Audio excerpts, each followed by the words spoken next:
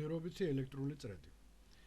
მოდით ვნახოთ რა გვაქვს. გვაქვს კვების წყარო, გვაქვს ამპერმეტრი და გვაქვს ნატურის ჩასახრახნი ბუდე. კვების წყარო ამპერმეტრის გავლით მიდის ბუდეს ერთ კონტაქტთან, ხოლო მეორე კონტაქტი კვების წყაროსი შეერთებულია ნატურის მეორე ბუდესთან.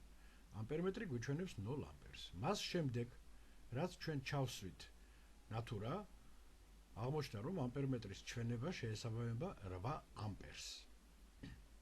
ეს ნიშნავს, რომ წრედში გადის 8 ამპერი დენი. შემდეგი არის მოქმედება, როდესაც კიდე ერთხელ გავართულებთ ჩვენ სქემას, გადმოვიტანთ კონტაქტებს და ჩავსვამთ მეორე ნატურას. უკვე ამპერმეტრის ჩვენება შეესაბამება 6 ამპერს, ვინაიდან ორი ნატურა შესაბამისად ტოლი წინაღობებით ჩაერთო მიმდევრობით. ნახოთ მესამე შემთხვევაში რა იქნება, როდესაც მესამე ნატურას ჩავამატებთ, ამპერმეტრის ჩვენება უნდა შემცირდეს და ეს ასეც მოხდება. ამ შემთხვევაში ამპერმეტრი 4 ამპერს გვიჩვენებს.